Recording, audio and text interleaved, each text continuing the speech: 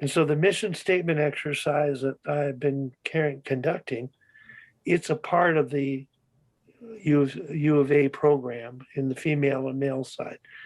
And I'm not 100% sure, but I believe the exercise was created by Dr. Murray Smith, who was in the sports psych department at the U of A back in the day. And it's a simple exercise that they conduct every year. And when I did this exercise with Howie Draper this past year, he was politely, agreed to do it with me to see how he felt about it. And they've done it. That was what they've done.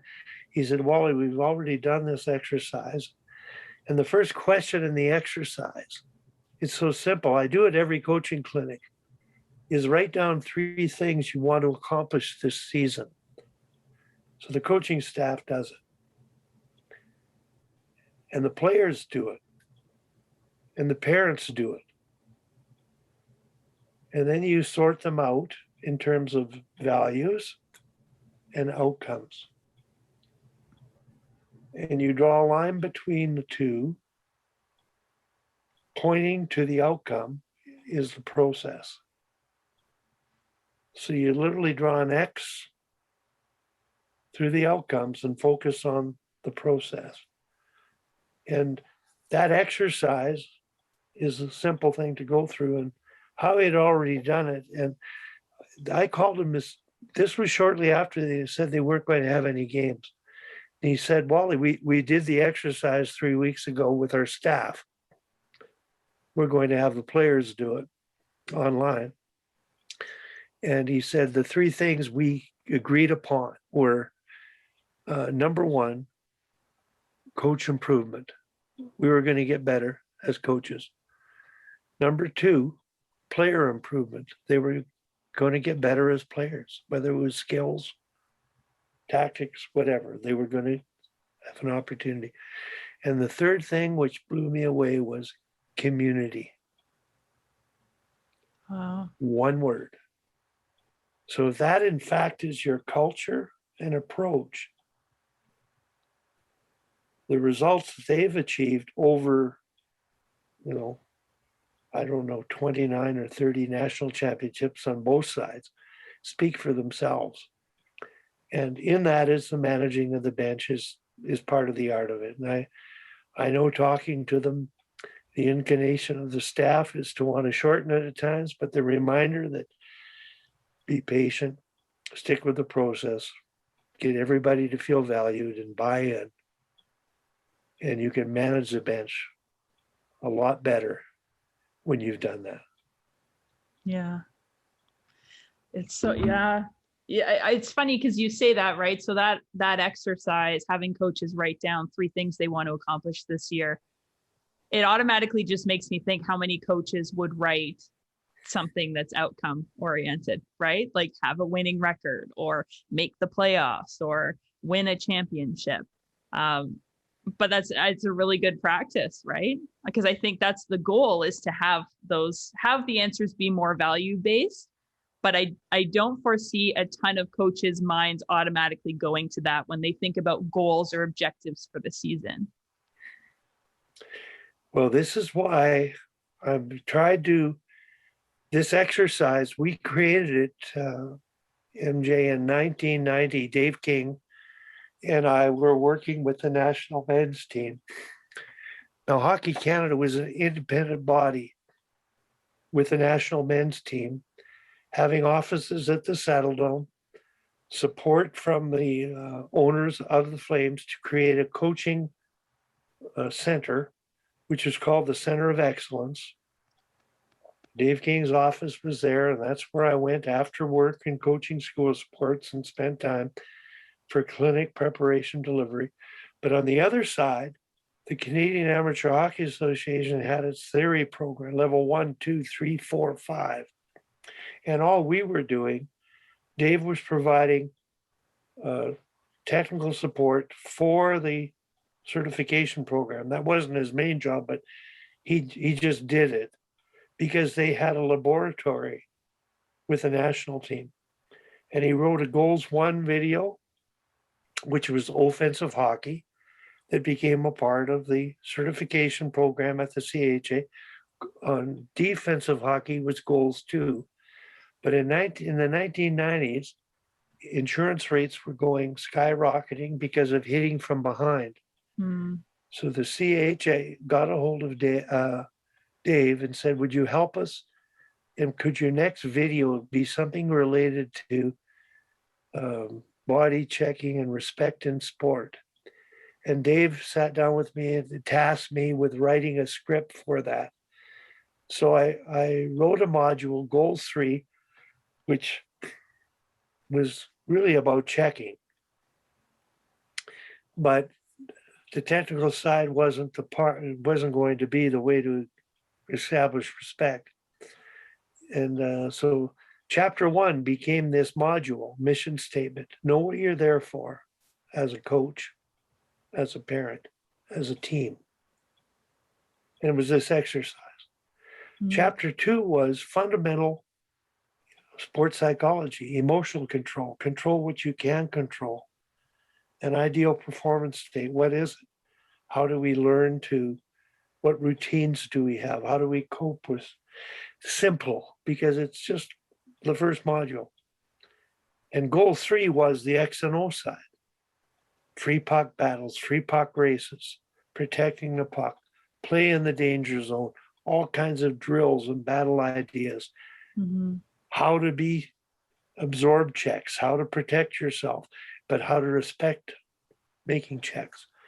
And that package was to be completed. And I felt it would help solve the problems because of the mission statement exercise. All the other things have happened. Everybody's playing with sports psych. Mm-hmm. Everybody's doing all these skill things and becoming better checkers, and it's more respectful. Mm-hmm. But the mission statement, especially at the minor hockey level, if it begins too soon, it's just totally out of whack.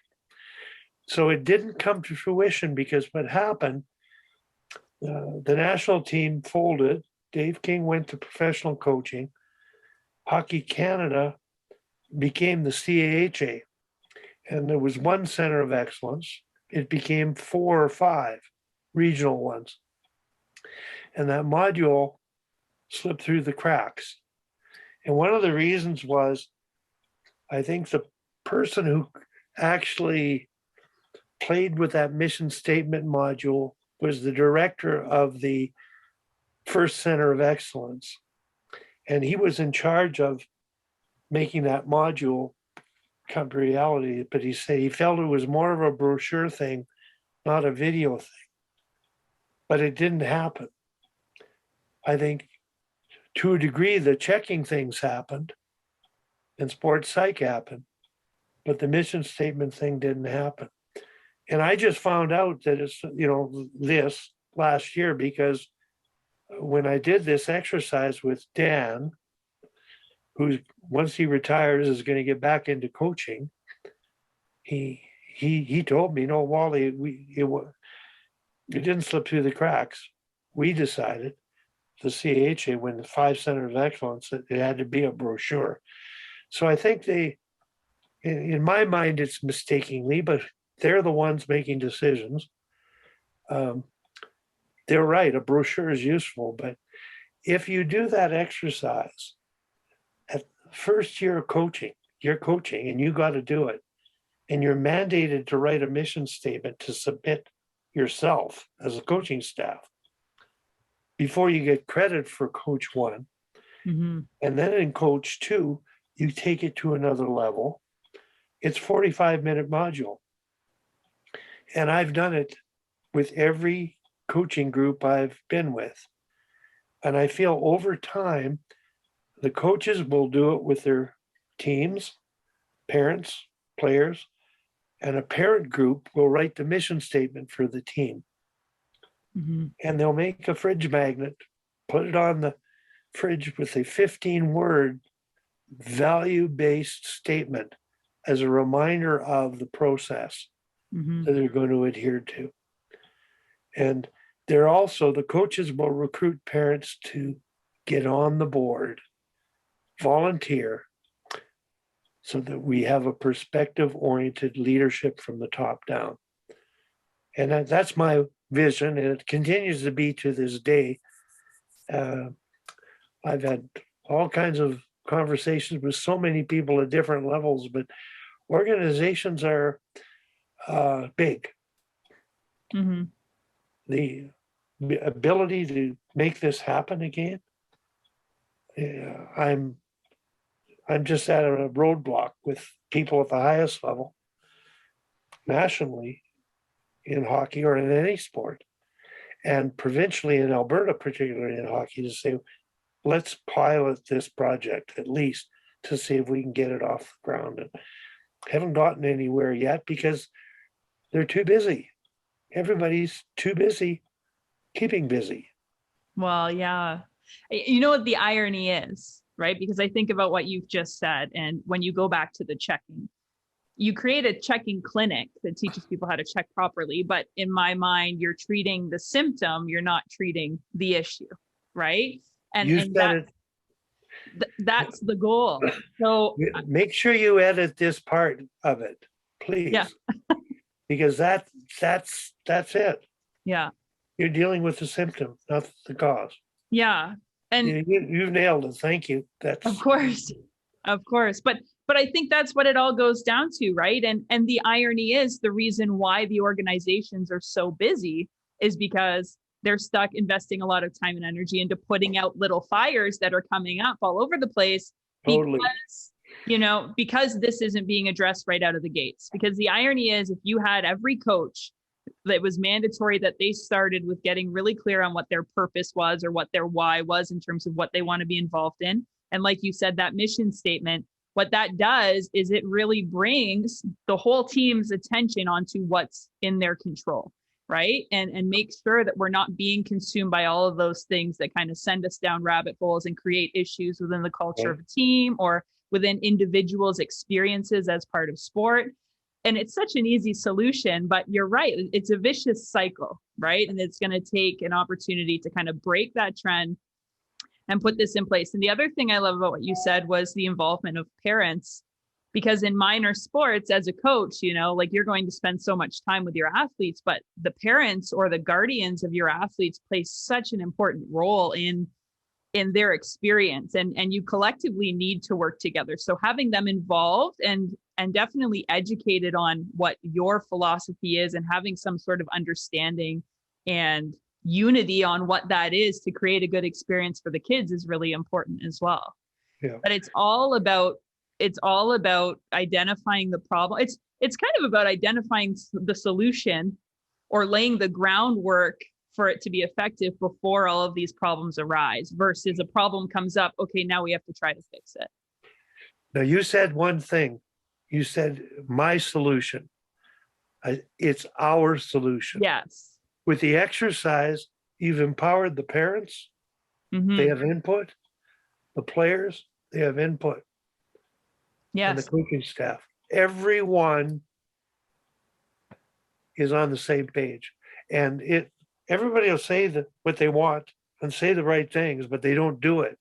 Mm-hmm. But that rule of law on the mission statement, the values of what you're doing, why do you play a sport? That's what it's for. And it's something that, to me, it's a no-brainer, but I've done this for 40 years, since 1990.